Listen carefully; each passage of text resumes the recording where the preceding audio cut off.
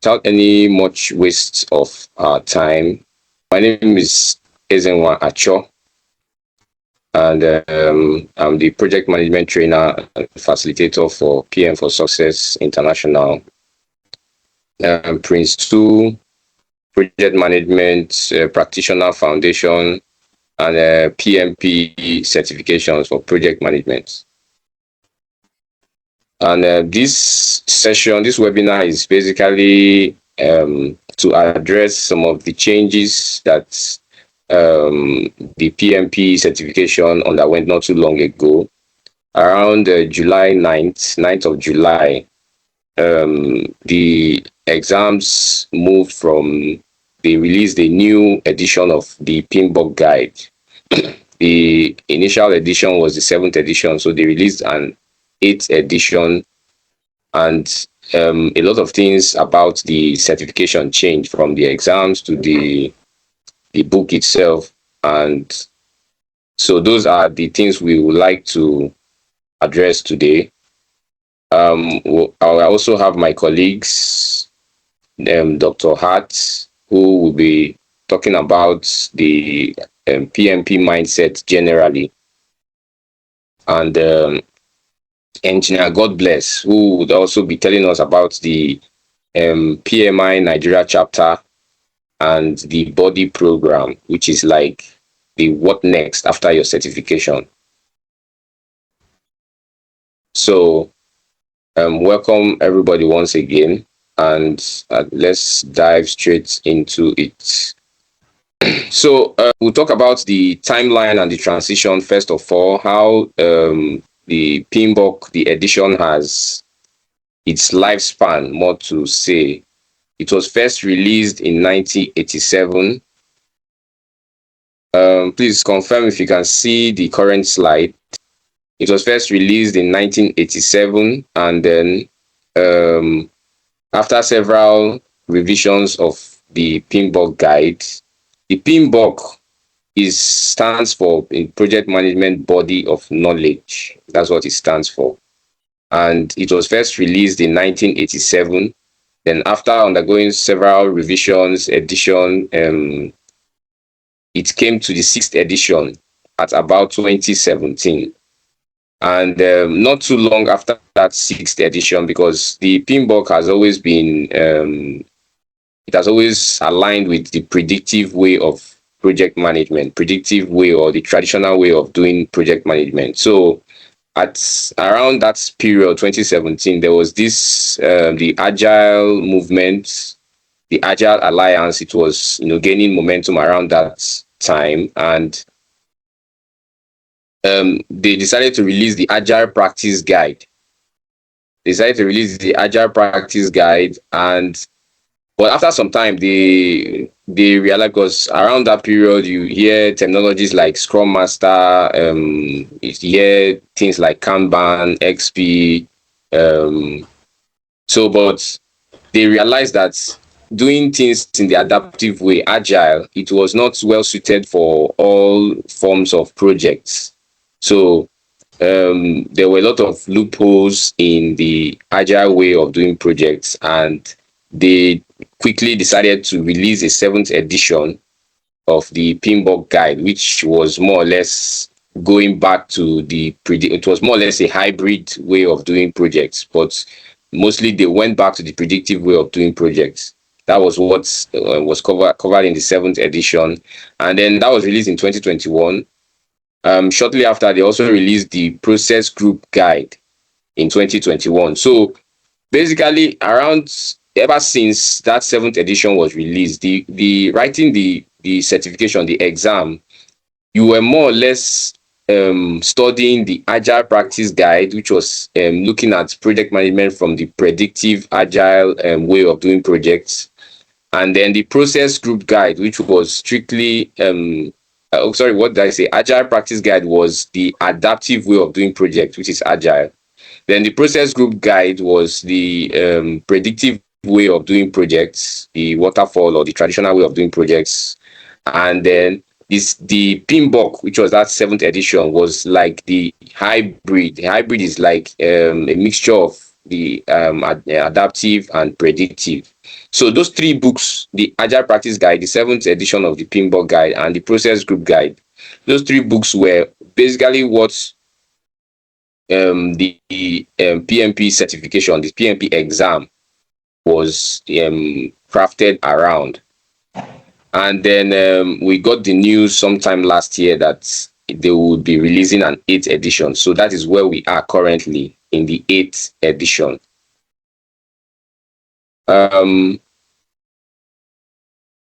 So talking about the 8th edition, the exam, I'll start by saying that the exam, previously, so we'll talk about the changes now. I've given you the timeline, how it came from when it was first released in 1987 up to where it is currently now in 2026. And the exam, it was previously 4 hours. So it's not just that they released the 8th edition of the new PMBOK Guide. There were several other changes, and that's why basically what I'm here to talk about. First of all, there's a lot of changes regarding the exam. Previously, the exam was 4 hours, 200 questions. So it's a really grilling exam for you to sit for 4 hours, writing an exam. It's not easy. So previously, it was 4 hours, 200 questions. And then in the immediate past, which was what they just moved away from, they reduced it to 230 minutes, which is just 10 minutes less. And it was reduced to 180 questions. And then now they've gone back to the 4 hours, which is 240 minutes and 180 questions. That is what it currently is now. So 4 hours, take for example, if you start the exam around 12 in the afternoon, when you will be rounding up will be around 4 in the evening. So it's quite a long exam. The exam now has a lot more scenarios.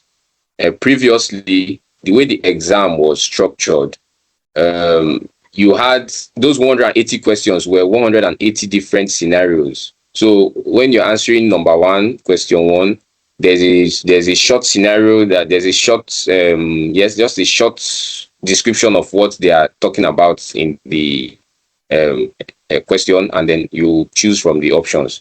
So that was what it was before. Number 1, a different scenario, number 2, like that. But now the scenarios are now longer. They are more like they refer to them as like case studies. So you have they are much longer now, because after that scenario, you have like up to 5, 6, 10 questions that are referring back to that scenario. So it's more like a case study. You read it, you understand what is going on there, and the next few questions are talking about that particular scenario. Then maybe you can now have another scenario that will be, you have several other questions that are referring back to that scenario. So it's no longer the way it was, whereby number 1 had a short scenario, just short scenarios, each of the 180 questions. So it's no longer that way. There are much more longer scenarios now, more there's a lot of context. You have to read in between the lines you basically have to understand what is going on in that scenario. It could be about an oil company, oil and gas. It could be a finance firm. It could be an auditing firm. It could be an IT tech company. So there are basically more scenarios now. And then talking about the exam, the breaks in the exam, there are some slight adjustments. So previously in the exam, you had 2 10-minute break. So remember I said it was 230 minutes, 180 questions. So initially, those 180 questions were divided into 60 questions. You've 3 sets of 60 questions. You had the first 60 questions, and then you have your 10 minutes break. Then you have another set of 60 questions. You have the 10 minutes break in between, and then you have your last set of 60 questions. That was the way it was before. So that your 230 minutes is just spread across the 180 questions. When you have, if you use let's say out of 230 minutes, you use 130 minutes answering only your first 60 questions, then you have only 100 minutes for your other 120 questions. That was the way it was before. So it's left for you to either fast track the way you're answering any particular set of questions. But bear in mind, you could not go back. Even now, you cannot go back to your previous 60 questions. So when you finish answering 1 to 60 and you have that break, once you come back from that break, you can't go back to your previous 60 questions that you've answered. Same thing, after you answered the second set of 60 questions, if you get into your third set of 60 questions, you can't go back to the second set. So that was the way it was. So, but currently now, the breaks, they are not coming after your first 60 questions. You have your first 10 questions, which is like, they call it like a case study questions. You have a case study and you answer your first 10 questions. That's when you have your first 10 minutes break. And then your next 10 minutes break comes in between the rest of your questions. So out of 180 questions, remove 10. That is giving you 170 questions. So 170 questions divided by 2, that's roughly 80 something. Yeah, that should be about 85 questions. So after about 85, 90 questions, you have that's your next 10 minutes break. So you can see it's now even more grilling, because at least before you had 60 questions and you rest, but now you just have 10 questions and you have that 10 minutes break, and then you have to go for another almost 90 questions before you have a break, and then you have your other 90 questions. So I don't know what their rationale was behind adjusting some of these things, but it is what it is. It is the way it is now. It's actually more, and you actually advise to take those breaks, because you can imagine answering a whole up to 90 questions at a go. So when you have that 10 minutes break, you need to take it. So I actually feel it's not too fair the way it has been adjusted now. I don't know, maybe in the nearest future they might look into that. So, but for now, that is the way it is. All right. And then talking about scored questions, we're still talking about the exam. Initially, out of the 180 questions, there were 5 questions that were not scored. So you were only answering 170 questions, 175 questions. That's what was scored initially before. But now they've increased it to 10. So those first 10 questions that are like your case study questions, I think those are the questions that are not scored. Initially, the 5 questions were spread, across your questions. So you actually don't know which of your questions you answered are those case study questions. The 5 questions are not scored. So they are just randomly distributed among your questions in the previous way of doing the exam. But now, the 10 questions that are not scored, I think those are the 10 questions that come first as the case study questions. So that's what scored questions. And then there are several other question types now that they have introduced matching type questions, kind of questions that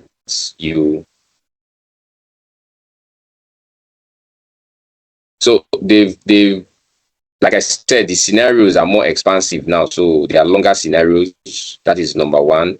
They have questions that they refer to as enhanced matching questions.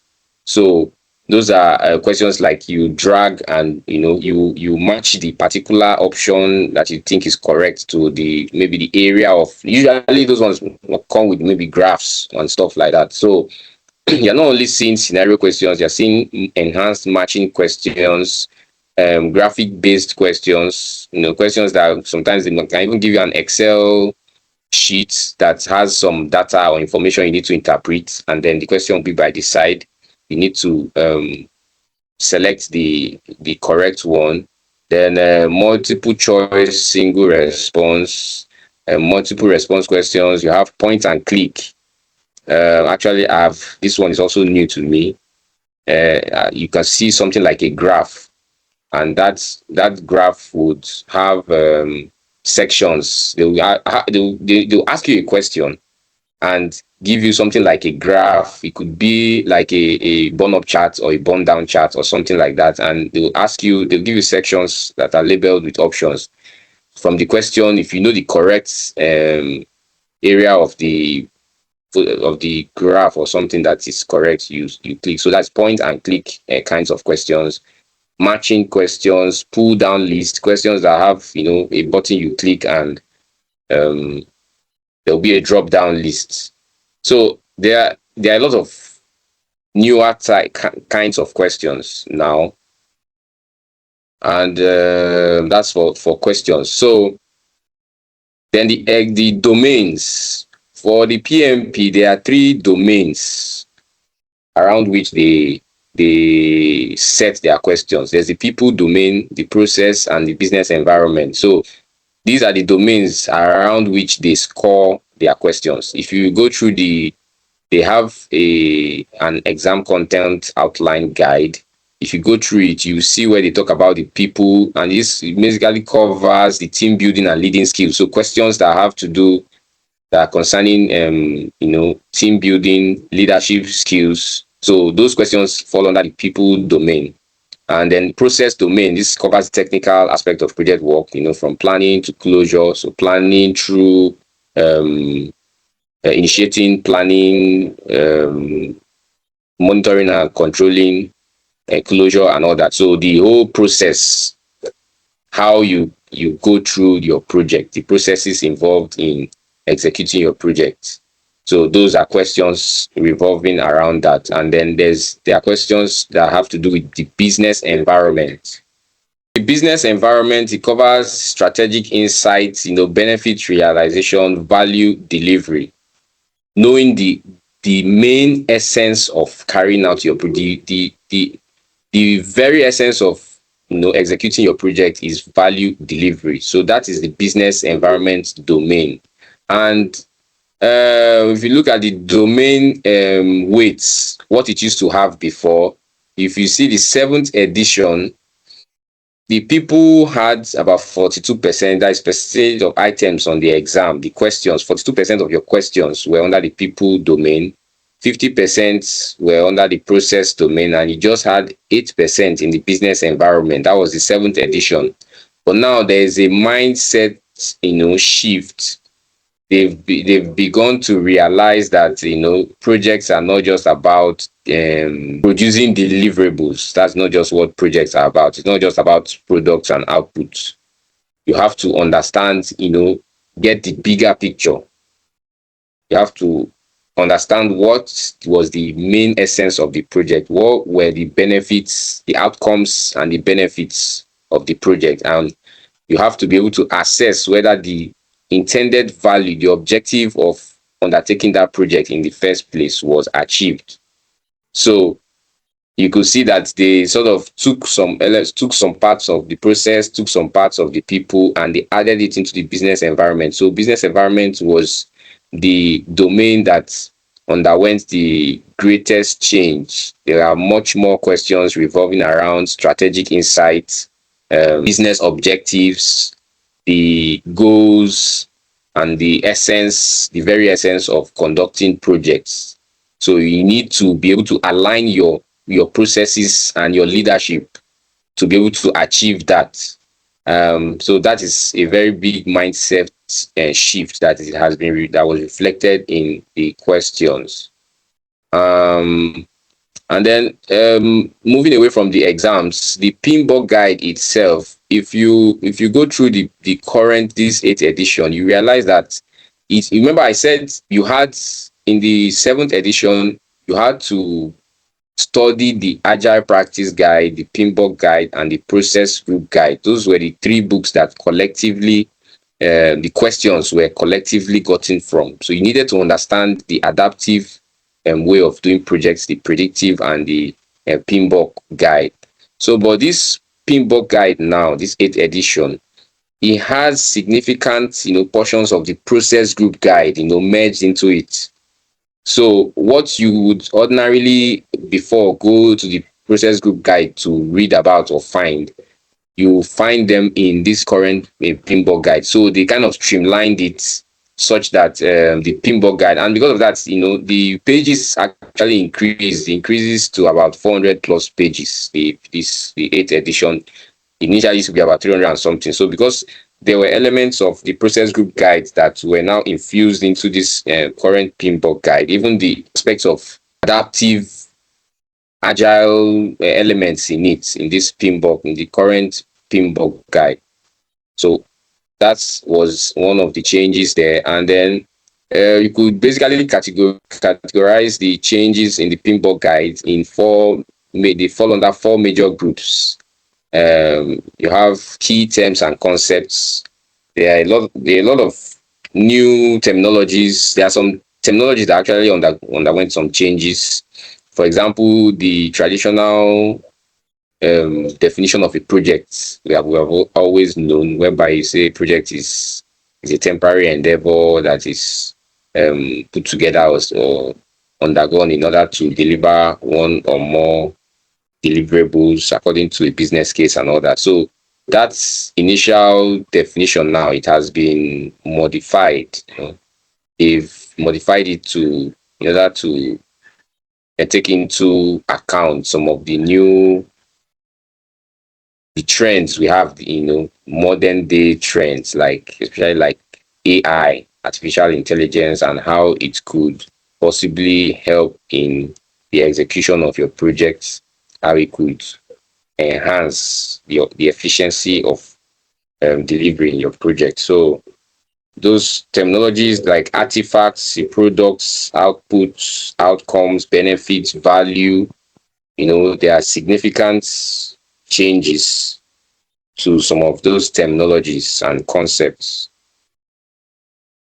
They have made them more robust. And then even when you talk about project success, how they look at project success, there are some little changes in that aspect now. Like I said, they need you to be able to have that overview, that strategic insights. You have to be able to see the bigger picture. So those are reflected in some of the terminologies and concepts in the PMBOK guide. And then the principles were refined significantly. In the 7th edition, you had about 12 principles according to the PMBOK guide. So they have been streamlined into just 6 now. So they are just 6 principles. There are about 2 that survived from the previous 12. I think you have focus on value, and then embed quality into processes and deliverables. Those 2, they did not really change, but the other 10 principles were kind of streamlined and compounded into just 4.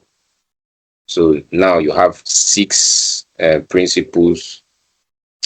Some terminologies, like in the 7th guide, they said it was build quality into processes and deliverables, but now they said it's embed quality into processes and deliverables. So going back to our key terms and concepts, those are just some of the changes. Sometimes some of these things, I really don't see the essence.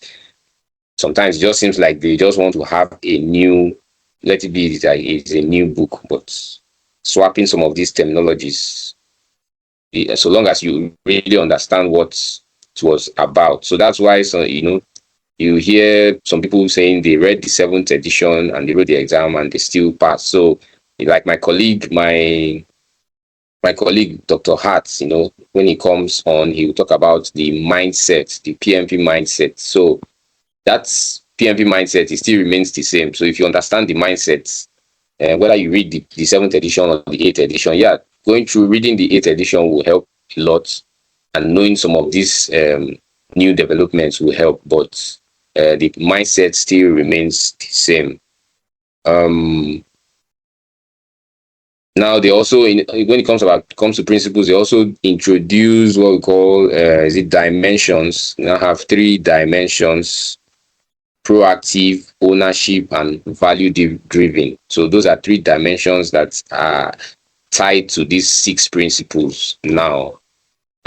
So definitely during the 10-day course for the PMP certification, we'll dive deeper into some of these changes and these things. So, but this webinar is just to alert you on some of these stuffs. Then under the process groups, the process groups also went through some drastic changes. The process groups used to be 49. There used to be 49 processes according to the PMBOK guide, but now they are 40. And there used to be 10 knowledge areas, what they refer to as knowledge areas initially. There used to be 10. So, but now the performance domains, I might as well talk about performance domains now as well, because both of them were merged sort of. So under the performance domain, you had initially there were 8 performance domains, but now they are 7. And those 7, they actually went through some changes: governance, scope, schedule, finance, stakeholders, resources, and risk. So there are 7 of them now, and they kind of replace those knowledge areas in the table. There's a table where they talk about those 49 processes. So initially there were 10 knowledge areas divided, the 49 processes were divided among those 10 knowledge areas. And but now the 40 processes are divided among these 7 performance domains. And the 5 process groups, they remain the same. It's just that they now, rejigged it and call them focus areas. So they call them 5 focus areas, which is your initiating, planning, monitoring, and control, and closure. So they just changed that name to focus areas. So they are now called 5 focus areas. And then so definitely going through in the course of the class, the PMP certification class, which is 10 days, 10 working days, we will talk more about these things. And there's a lot that would also be covered. These are just like I say, headlines for what we will do in the class.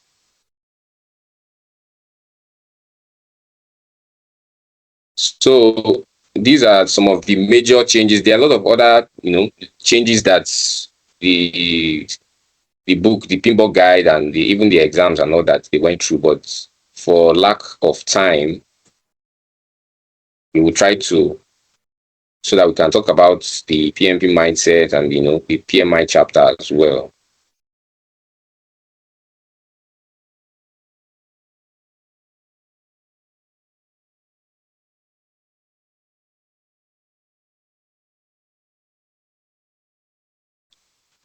All right, Dr. Hart, I think over to you. So let's talk about the PMP mindset. Yes, because this is very important. If you understand the mindset, you are good to go for the exam. All you need to do is just merge or marry your knowledge of what you have learned in the course of the class and what you have done in the course of your own personal study, and then when you marry it with the mindset, you are good to go for the exam. So over to you, Dr. Hart. Hello, good evening. Can I be heard? Yeah, I can hear you. Thank you, Mr. Cho. Thank you, everybody. I've been listening and about the changes from the PMBOK 7 edition and the 8th edition, and you've really done marvelously well. You've really explained it to details. I want to talk about the mindset that is still the same, that you can still use to answer questions. But even before this new edition came out, everything is still the same. Just the mindset is still the same, but just a little bit of some little technicalities and the AI part of it. And when it comes to the AI part of it, don't get too worried about maybe going deep into AI. It's still the same way of questions, but the AI mostly you hear, maybe you might just hear about You're a project manager in an AI project, or you are called in, to manage an AI project. Not as if you're going to really do much of a job in it. It's just more of managing an AI project. And the mindset goes that there are 7 parts of the PMP mindset that I'd like to break it. First, you have to have this. You have to be this servant leader. In Agile, the Scrum Master is like a servant leader. So then bringing Agile more into this 8th edition, even at the 7th edition too, we still there. You have to have that mindset of being a servant leader, able to provide the development team what they need to execute that the project timely, unhindered, no lack of try to reduce bottleneck for them, or try to make it for the project to run smoothly or seamless. So you have to be a servant leader. You put the team first. You remove obstacles. You coach them. You mentor them. You focus more on collaboration, not just you being autocratic. You don't command and control. You focus more on working together. You always ask, how can I help the team to succeed? How can I help you guys, the development team, to succeed? Then 2, I like to, you have to have this mindset of outcomes, not just outputs. Yes, the project might be successful, but most times the outcomes, the reason the project was being mandated at the first place was not achieved. Yeah, the project was successful, but what the value that was expected, was not achieved, was not actualized. So you have to have this mindset of thinking about outcomes, not just outputs alone. Not just outputs alone. You have to, sorry, my son is with me here, so try to understand a bit. So don't just deliver don't just deliver the deliverable. Ask, did this create a business value? This project we just concluded, did it create the business value that was indicated in the business case or in the project charter? As the case may be, right now in this PMBOK 8 model, we have business case now in it. So unlike the 7th edition where we don't have business case. So you have to ask yourself, you focus on benefits, the rate of return, and stakeholder satisfaction. Example, you don't launch the website. You will check whether the website, let's say for example, the project was like developing and launching a website for sales for an enterprise company for their sales. Yeah, the website might be wonderful, does a lot of things, but if sales does not increase, that means the value was not really achieved. So you have to think about outcome, not just output. You have to be proactive, tailor everything. Don't have this mindset of one size fits all. No, you have to have this mindset of when things come, you have to look for a way to adapt to it. Tailor the processes, the methods, the meetings to the project. You anticipate risks, issues before they happen. You have to be proactive, you and your team. Remember, the project manager is not the one doing the job, he's managing those or helping those that are doing the job. So you and your team, you have to have this proactive mindset where you have to anticipate risks and issues before they happen. You always ask this question, what does this project need right now? Always try to communicate and collaborate with your team constantly, every time. You have to engage your stakeholders in everything. You have to be transparent. You have to put on have a communication approach that has to be timely. You have to work across every stakeholder in that project, both your team and people outside the project, maybe your vendors and probably other departments outside the project team. And you always have this mindset to embrace change plus complexity. Every project is unique. So you always expect ambiguity. I always try to be adaptable with the approaches, the agile.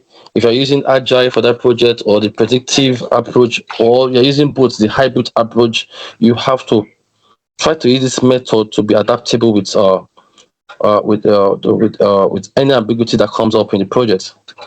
You have to focus on continuous improvement. No one knows it all.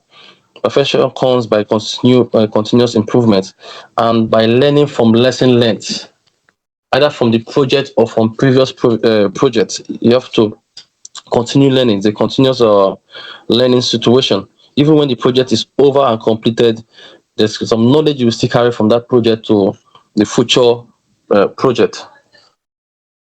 You always think risks and quality first. Risks is not just a register that you have to register everything. You have to put it in every decision. Whatever thing, whatever time, whatever stage you are at that project, you have to factor risks. You have to ask this question: what could go wrong? How can we mitigate this? You have to have that mindset. You have to make sure that whatever you're producing, the quality fit for purpose. It meets conformity. It meets the requirement from the customer. You always ask yourself, what could go wrong? How do we prevent this? So you just have to have this risk and quality mindset to think about them first before engaging any activities in the project. And try as much to demonstrate integrity, because you are like you're like a leader in that project, and your team members, even people outside of the team, are looking towards you. You have to have this influence on other stakeholders in the project. That's why you have to demonstrate integrity and professionalism at all times. You don't have to be biased to play nepotism. You have to be fair to all, respect people's culture, respect people's way of life. You have to be honest. You have to make ethical decisions even under pressure, and you have to be accountable. For all results in that project. So, and like you said, this mindset makes you like a helper to the team. So this mindset, if you have this mindset, whatever questions come your way, you will always know you always know how to put them. Let's say, for example, a question comes and they say your sponsor demands a feature that will delay project. What do you do first? First, you have to bring your collaborative mindset there. Definitely, you have to engage the stakeholders. You have to assess the impacts. You have to work with others to talk about the new feature, how it's going to affect the project, whether financially or with the schedule. You have to look into that then before you can agree to or tell the sponsor we have to look into it more. So with this PMP mindset, I have this acronym called VStorm. V stand. Sorry, can you hear me? Hello, can I be heard? This network. Yes, you are. Okay. So you have to have this VStorm is an acronym. V, then storm. V stands for value driven. S stands for servant leadership. T stands for tailored. Then O stands for outcome focus. R for risk awareness. Then the mindset of collaboration.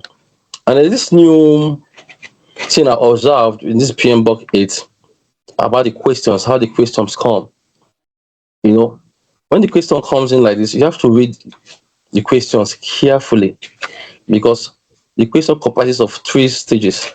The context, you have to know where the context in the question. You have to know the problem that you are supposed to solve, and you have to know how to go about resolving that problem to get results. Most times, the first 2 sentences in the questions are mostly context. They're mostly just context. But when you read after that, you will start see the problem. And from the problem, if you understand the PMP mindset I just explained right now, you always know what to do. You always know what to do. When it comes to collaboration, when it comes to leadership, even when a question comes that maybe one of your team members is having issue, even when the person is wrong, you just don't fire the person. You have to meet with the person first. You have to have that coach mindset where you have to talk with the person first. When they ask you what will the project manager do first, you have to meet with that person first, see what's wrong with the person, see how the person is feeling or their mental state before you can make your decisions. So I believe with this mindset, I've said out there. The questions are not really. I think this PMBOK 8 is even cheaper. It's not that it's cheaper than the PMBOK, the previous edition. So I don't see why anybody that will come for the training will not is the exam. So with all the changes Mr. Cho has really explained, and with this mindset, PMP is in the bag whenever you're ready to attend the training. So that's all I can say for now. I think more will be said in the training sections. Thank you. Yeah, definitely. The training session, the training class, there'll be a lot more to be explained. We'll lay these things out in detail. Engineer, God bless. Are you with us? Yes, I am. Good evening, everybody. Good evening. I had to Yeah. drag him. Yeah, so I had to. He had a very tight schedule. It's So yeah, it's a pleasure. I'm actually on. I have a meeting by 9, but I think I can take the next 5 minutes to just talk to okay, everybody here. yeah. So good Yeah, evening, thank you for that. everybody. My name is Engineer. God bless Peter. You can all. I don't want the formal titles. Just you. Everybody can call me GB. I am a senior facilities engineer with an upstream company, EMP company, that is exploration and production. And it's such a pleasure for me to be here. I had network issues, that's why I didn't come at a certain time, but I've sat down to listen to what the moderators and organizers have said. It is very, very important. Before I dive into what I want to share with you guys, it's very, very important that what they're saying of essential value is for me, it's like an MVP. You're already getting desired results even before the start of this adventure. PMP is a global certification. Once obtained, I will not go gentle and say it is easy. No, but trust me, if you can go through your 5 years programming in university, go through the tussle and hustle of exam, then you can go through this. The mindset is very key. The training sequence is also very key to your success. So I urge you to listen to your organizers and the moderators, and please go on this journey. PMP took me from one level to another level, from a mid engineer to a senior engineer, from a supervisor to a manager, just by having that grade. But this is not a platform to talk about that. Some other time we also have a time to come together to talk about that. But what I came here to discuss is PMI Nigeria chapter. This is beyond the certification. After the certification, what do you do? So you have something to aim for. So the PMI Nigerian chapter, is the biggest chapter in Africa. We were competing with South Africa, but I think we have exceeded them. We are the biggest in Africa right now. And it's a community of professionals. It's a community of like-minded stakeholders that come together in order to, promote the ethics of what your certification is all about. We have different programs. We have different outreaches in different parts of the country. One of the key things you hope to gain when you join PMI Nigeria is collaboration, not just collaboration. You hope to gain networking, beautiful networking. I can tell you as an engineer, I've gotten jobs just because, in fact, one of our senior VPs happen to be one of an executive director in one of these senior parastatals. You can't believe that. And not just him, we have many like that. And you get to have so much fun. You get to have so much networking. This year, we organized what we call the Body Program. The Body Program is a kind of a program that is not a mentorship program, but it's some sort of welcoming program that allows members to work with executives, that allows members to join a thriving community that allows members to network, to show you around what PMI Nigeria is, to introduce you to different people from different areas. I can tell you that I've been working as a volunteer in PMI. I'm a volunteer with members and volunteering outreach in PMI, and I can tell you that I've been working with over 2,000, 3,000 persons. I've not even seen them, but it's all remote. We are far more than a co-located team, but we are more dynamic.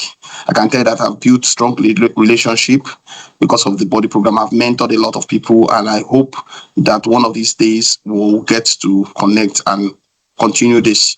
So the PMI Nigeria chapter is not it's not, there's no constraint in joining it, especially if you understand that where you're going to. So you don't need to finish the exam to join. As long as you have started your classes, you have shown interest, you are welcome to join PMI Nigerian chapter. We need volunteers, people that can contribute. Remember, as volunteers, it's not paid. I'm not being paid, right? Mr. Ezenwa is not also being paid, but we are also just finding ways to contribute to society. Is purely a volunteering scheme to support people. We have a lot of programs which I know that you come to when you partake, you come to enjoy. I will also share the link and numbers of persons that you can communicate with. If you're in Port Harcourt, if you're in Lagos, whatever, through the organizers of this event, so that you can also join. You understand that you have a family. You can decide to talk to anyone. That's one of the things. It helps you close gaps and close jump breaches that will not allow you maybe access to certain persons that ordinarily you might not have that access to. So I want to congratulate you in advance for passing your exams. I want to congratulate you for taking this huge step in order to be counted as one of the managers that one of these industries are going to feed from. Congratulations again, and thank you so much for taking your time to be here to participate. I wish you all good luck and God bless you all. Mr. Ezenwa, thank you so much for giving me the opportunity to be here, giving me this brief time to be able to speak to these lovely people. I pray God bless you and promote you, take you from one level to another. Thank you all, and God bless you again. Yeah, thank you very much for that. I was added to his cluster. I think that should be 10101 or so. I think 0110. Yeah, correct. Yeah, so we are just a group of, unfortunately for I think almost all of us in that group, we are alumni of Federal University of Technology Owerri. So we're actually looking towards meeting up one of these days, because I think a majority of us are in Port Harcourt here. So there's that support there. Even after your exams, as a PMI member, join the Nigerian chapter of PMI. You'll be assigned to bodies. There are body clusters all over the country, different states, different towns, Abuja, Lagos, Warri, different places. From time to time, we organize meetings. So there's volunteering and all what he talked about. So yeah, there's that support, and then there's definitely also networking. Even if you are just a budding graduate out of school, just graduating, at least you have your peers more or less like project management professionals, but who are more experienced and who are also in the industry. So that is another plus. That's a plus. I'll tell you that, like, for example, you don't find in some other certification, other forms of project management certifications. All right, so quickly, let's see what we can do about our question and answer. If you have any questions, there's any clarifications you might need.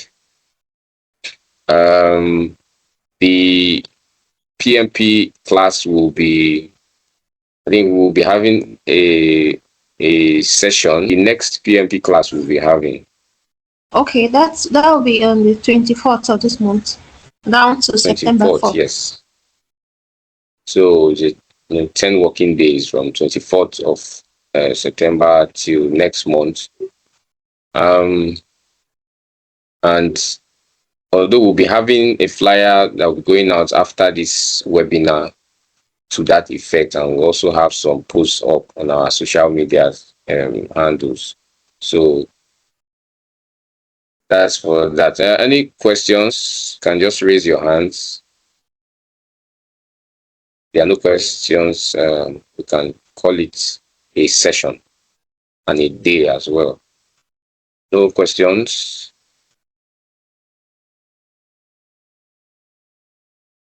Okay. Chukwu Divine. All right. So yeah, you can unmute. Can we have your question? Okay, good evening, Mr. Izenwa. Thank you for all this information. Also, shout out to the academy too. So just one question. Is PMP available, or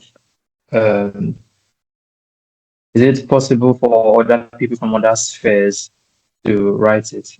Because I've noticed it's only just engineers and all that speak about it so much. So can people from other spheres of academia do it? That's just my simple question. For instance, now I studied international relations and diplomacy. Right? So would it be possible for someone? Is it a requirement? So do they normally ask for engineering and all of those? That's just what I want to ask. Okay, so I think first of all, it takes us to the definition of a project. So a project could be small, it could be large, it could be complex, it could just be one day, could be even half a day. And definitely in every career, every line of work, there are projects. People carry out projects everywhere. So projects is not peculiar to oil and gas or engineering or so. Projects, you have projects in all walks of life. And in actual fact, remember I talked about scenarios in the exams. You actually find a lot of the scenarios they would give you, it might not even have anything to do with construction, engineering. You might see some subtle kind of scenarios that have to do with non-profits, organizations, NGOs, non-government, non-profits, those kinds of scenarios, scenarios that have to do with deliverables that are not really tangible, intangible deliverables. So deliverables that are like services, accounting services, auditing services, those kinds. So it's not really, and then the IT tech space now, the adaptive agile, what you call agile, the agile way of doing projects is quite peculiar to that sector, that area. So you can see, and I remember I said the exam covers the agile methodology, the predictive or waterfall traditional methodology, and the hybrid. So the certification is not only for engineers, it's for everyone. So long as at one point in time you will have to one thing or the other to do, even if it's not in your workplace, in your personal space, your personal life, burials, weddings, all those child dedications, all those they're actually projects. So you shouldn't just look at it as if it is a project because there's money mapped out for it. It will be commissioned in your workplace, and then even in your personal space, in your individual endeavors, you also have courses, even setting up a business. All those are projects. So I hope I have answered your question. Yes, you have. You've answered it. Thank you very much. Yeah. Thank you very much. All right. So any other questions? Okay. In the absence of any other question, we'll call it a session. just under an hour and 30 minutes. All right, so thank you everyone for your time, putting in your time to be part of the webinar. I hope we learned something significant from this, whether we are intending participants in the PMP class, whether we are intending to take the certification or we are just curious. So I hope we have taken something home from this session. All right, so thank you, and it's a goodbye from me. Thank you, sir.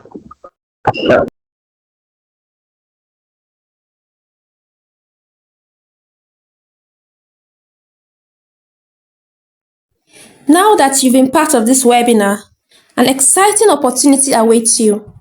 If you're serious about advancing your career and earning your PMP certification, this is your chance to take the next step. Our 10-day PMP certification training starts on the 24th of August. You will get structured training, practical guidance, study materials, and the support to help you prepare with confidence. Don't just learn about the opportunity, prepare for it. With just 600,000 naira, your certification journey can start today. Enroll now and let's get you PMP ready.